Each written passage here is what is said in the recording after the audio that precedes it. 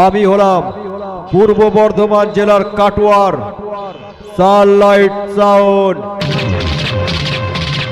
আমার সামনে সে করিস না বেশি ফোটানি, তোদের সবার উপর করে যাব একেবারে মস্তানি।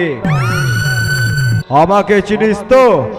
কাটোয়ার পূর্ব বর্ধমানের সানলাইট সাউন্ড।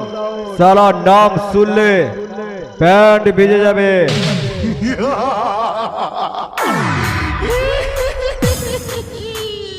आप सुन रहे हैं सानलाइट साउंड বাজাচ্ছে, সামনে থেকে সরে যা। देव कुमार देव कुमार देव कुमार देव कुमार।